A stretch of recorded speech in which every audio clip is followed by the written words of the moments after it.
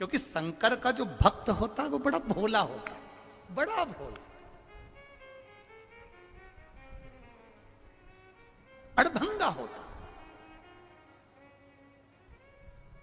अब तुमने यहां देखा होगा कई भोला भोला उनको, इन्हें एक पत्थर यहां से उठा लिया, एक पत्थर यहां से उठा लिया, एक पत्थर यहां से उठा लिया, 4-5 इकट्ठी होके पत्थर रख के बैठ गई। श्री शिवाय नमस्ते, श्री शिवाय नमस्ते।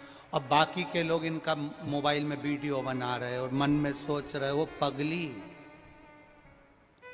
यहां शंकर जी कहां है? तो एक नहीं बोली, और जो वीडियो बना रहा था उसको और देख के बोली श्री शिवाय, श्री शिवाय। इतने में तो वीडियो वाला भी खसक लिया बापड़ा, उन्हें कही सब सनके हैं, अब इनका क्या भरोसा है, अब शिव तो शिव। एक बेटी बेटे कभी कभी नजारा, ये नजारा दुनिया में कभी नहीं मिल सकता जहां शंकर के भक्तों का नजारा होता है। एसी अपनी, अभी तुम उठोगे और चद्दर एसी बिछेगी, एसी बिछेगी कि ये प्रॉपर्टी मेरी है, एसी। और इतनी बढ़िया चद्दर मद्दर बिछा के, और जो बैग है उसको ऐसे कपड़े से लपेट के एसी बैठे, ऐसी जोरदार। और भगवान भला करे तुम्हें इतनी ही अलवस्त में रखे मेरा भोलेनाथ, ऐसी खुशियों में रखे, ऐसा आनंद। भोजन करते करते भी बड़े प्रेम से आनंद से भोजन करते हुए, आज तो मोरधन की खिचड़ी थी और वो भी गीली गीली, सट से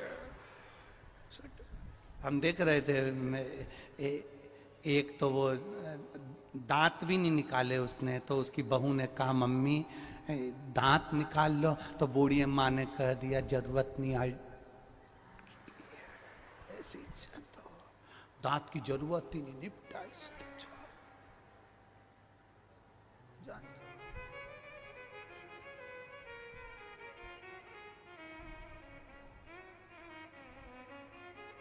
छह टन मोरधन की खिचड़ी सुबह ही निपट गई थी। कितने टन? कुंटल नहीं, 6 टन की।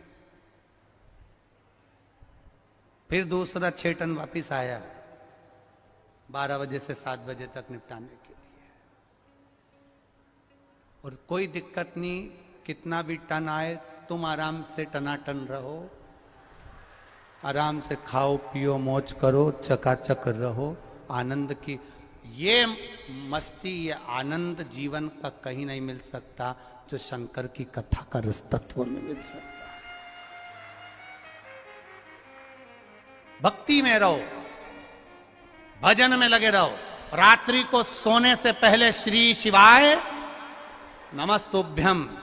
मेरा विश्वास कहता है जिसको घर पर भी नींद नहीं आती होगी, जब वो ये पंडाल में दरी पर चद्दर में इधर से ये कूच रिया उधर से वो कूच रिया, और तुम मुंडा ढाक के और फिर सो रही, ऐसी नींद आ रही कि मन कर रहा और सो लूं और सो लूं। और बचा कुछा था तो सुबह से चिल्लाने वाले इतने चिल्लाए, कहाँ जा रही, पानी नी। फिर इधर से इतने में तो फिर सवेरे 4-4:30 बजे तो नींद खुल के फिर बैठी, थोड़ी देर सोचती रही, इधर जाऊं उधर। फिर सोचा टैंकर में पानी है क्या, अब विचार करो। इतने में कहीं का दौड़ के आके बोला, बड़ी मुश्किल से एक बाटल मिला है, ऐसा मिला जैसे कुबेर का खजाना मिला है, एक बाटल मिला है, बहुत दमदारी से, कितनी मशक्कत करी तब मिला है, बड़ा जोरदार। अब यहां समझ में आ रहा है कि पानी का मूल्य कितना है, कितना समझ में आया, पानी की कीमत कितनी है। आज समझ में आया कि एक ही बाटल में से इतने में कुल्ला कर लिया। इतना पी गए और इतने से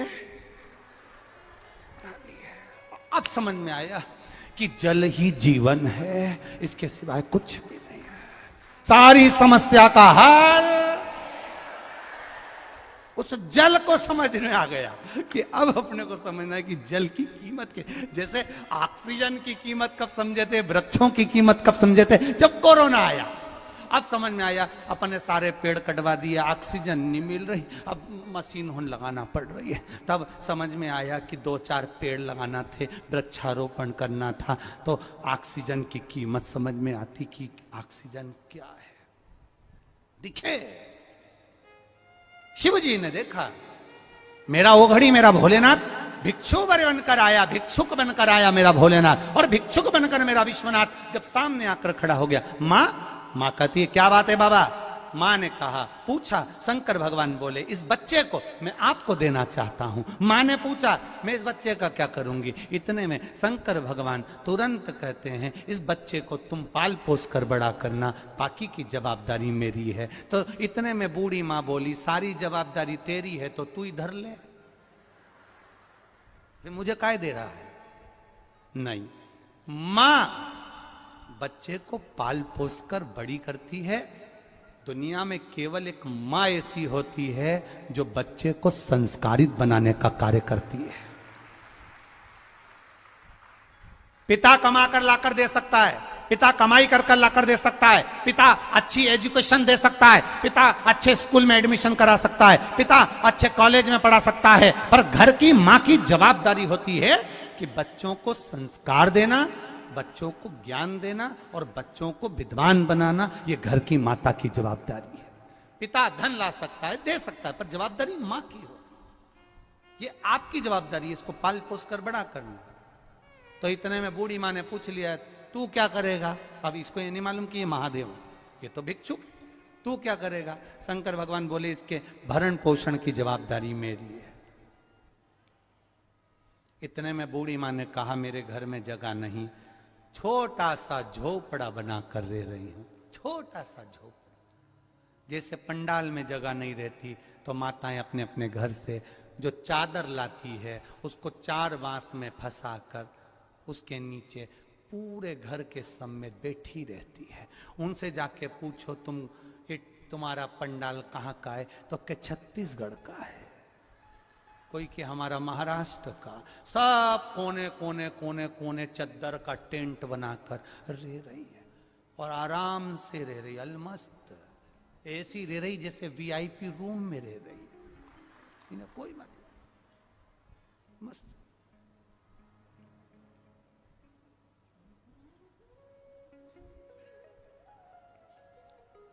महाराज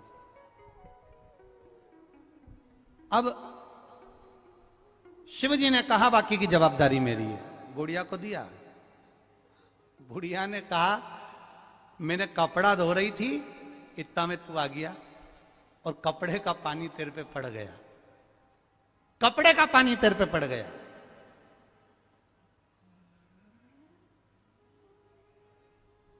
किसी के ऊपर कपड़े का पानी पड़ जाए तो उसे गुस्सा आता है,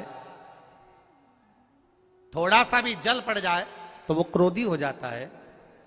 मैंने कपड़े का पानी तुम्हारे ऊपर पटक दिया, तुमको क्रोध नहीं आया। शिव जी बोले मां एक बूंद भी जल अगर मेरे ऊपर पड़ता है किसी के हाथ का तो उसका कल्याण मैं तुरंत कर देता हूं, तुरंत। इतने में बुढ़िया नहा के निकली थी वो नदी में से और कपड़े धोए थे। अब बुढ़िया के बाल भी घाट पे, तुम देखना नदी के घाट पे थोड़ी गर्मी रहती है तो बाल जल्दी सूख जाते, कपड़े जल्दी सूख जाते। जैसे ही पटको थोड़ी देर बाद उसी को पहन लो, तुरंत सूख जाए। अब बुढ़िया के बाल खुले थे, उसने तुरंत जूड़ा बांधा और जूड़ा बांधते से ही बोली तू तो इतनी विद्वत्ता जैसी बात कर रहा, विद्वानों जैसी, कौन है, कौन है।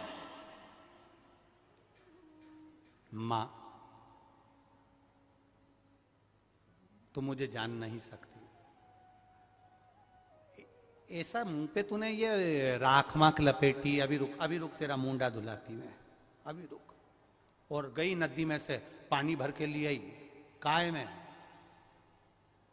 वो माओं के पास में क्या होता है कपड़े धोने के लिए, जो बाल्टी बर्तन, जो वो लई धो के, और जो नदी में से पानी लई ने देवाधिदेव महादेव पे जो डाला, सारी भस्मी नीचे, भस्मी जैसी नीचे आई। पार्वती जी मुस्काई, इतने में महादेव असली रूप में प्रकट हो गए, असली रूप में प्रकट। जो मेरे देवाधिदेव महादेव को देखा, चरणों में पड़ गई, शंभु मैं पहचान नहीं पाई, किस रूप में तू आया, किस रूप में, तेरा स्वरूप क्या है मैं जान नहीं सकती। एक बात आपसे भी कहेंगे, क्यों बुलाया कुबेर भंडारी ने तुमको इतने इतने दूर से, ये हम भी नहीं जानते, पर एक बात जरूर जानते हैं कि वो जिसको बुलाता है, जिसको पकड़ता है, उसका हाथ कभी नहीं छोड़ता है, कभी नहीं छोड़ता। क्यों बुलाया उसने तुमको यहां, ये हम नहीं जानते। क्यों भिक्षुक बनकर मेरा देवाधिदेव महादेव गया, भिक्षु वर बनकर गया, 19 अवतार में से एक अवतार भिक्षु वर अवतार रखकर मेरा देवाधिदेव महादेव गया, पहुंचा, और जो जल पड़ा देवाधिदेव महादेव प्रकट हो गए, शिव जी प्रकट हुए। मां मांग तुझे क्या चाहिए? मां ने कहा कुछ नहीं चाहिए, अब आपका दर्शन हो गया, बस इतनी कृपा करना, इस बच्चे को मैं पाल पोस कर बड़ा कर दूंगी। पर ये है कौन? उस मां ने पूछा, तुम्हारा क्या रिश्तेदारी है इससे, क्या संबंध है तुम्हारा इससे, क्या संबंध?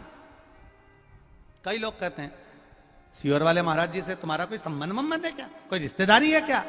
तो दुनिया के लोग कह देते हैं रिश्तेदारी तो एक ही है, बस वो रिश्तेदारी कोई नहीं जान सकता, वो है जो महादेव का है वो हमारा है, और जो हमारा है वो महादेव का है। इससे बढ़कर कोई संबंध नहीं हो सकता, इससे बढ़कर कोई रिश्तेदारी नहीं हो सकती।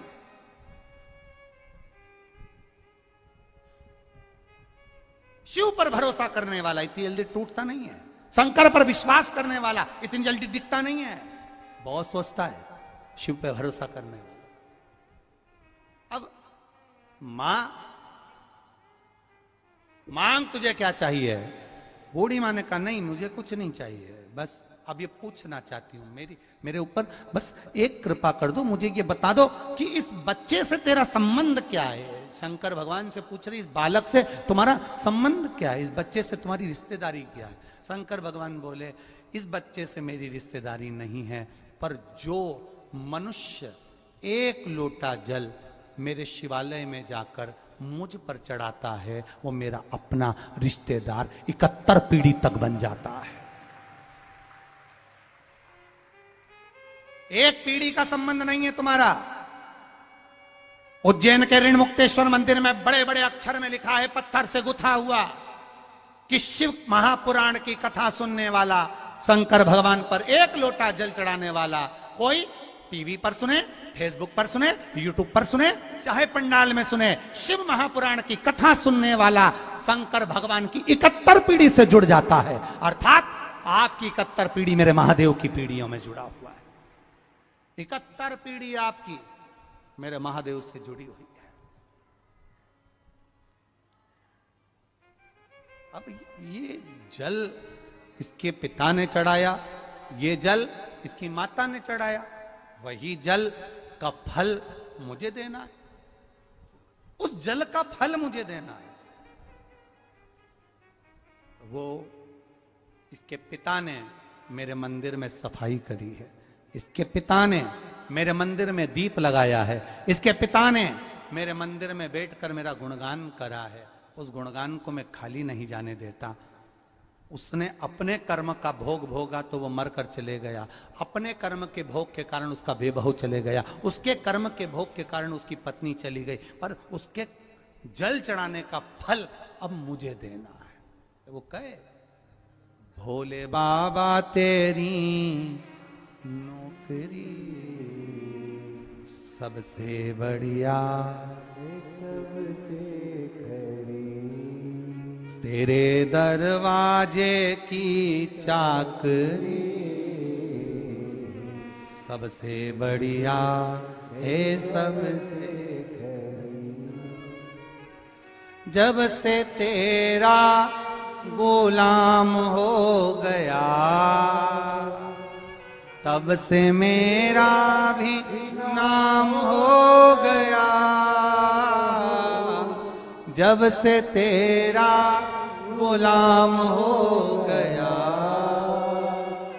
तब से मेरा भी नाम हो गया। वरना औकात क्या थी मेरी,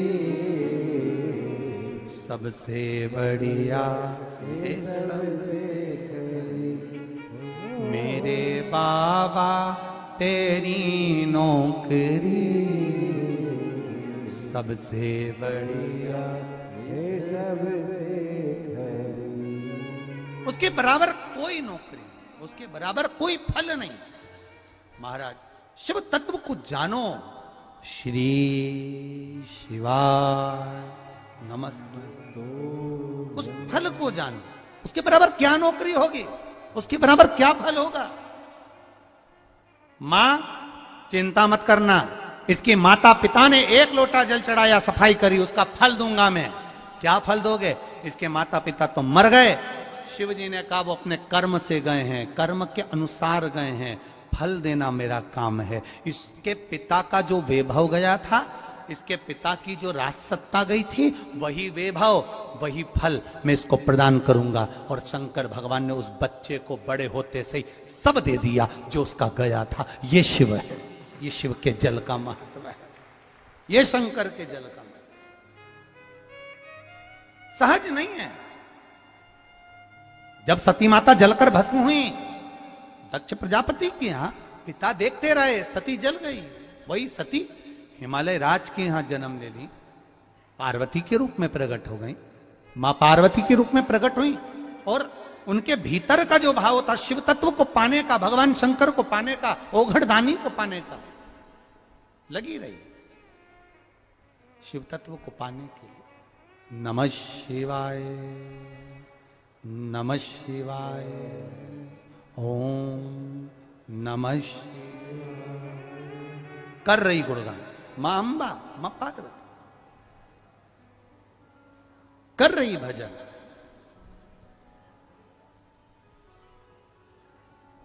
श्री शिवाय नमस्तु, श्री शिवाय नमस्तु, श्री शिवाय नमस्तु, श्री शिवाय नमस्तु, श्री शिवाय नमस्तु। भोला सब दुख काटो भार, ओ भोला सब दुख काटो भार। शिव शंकर जपो तेरी माला, भोले बाबा जपो तेरी माला। भोला सब दुख काटो भार, ओ भोला सब दुख काटो भार। भगवान शिव की भक्ति में मां पार्वती लग गई।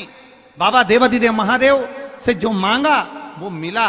देवाधिदेव ने कामदेव को भस्म करा। भगवान शंकर के साथ में माता पार्वती जी का मंगल विवाह पक्का हुआ। मां पार्वती शिव जी को वर रही हैं। महाराज मां पार्वती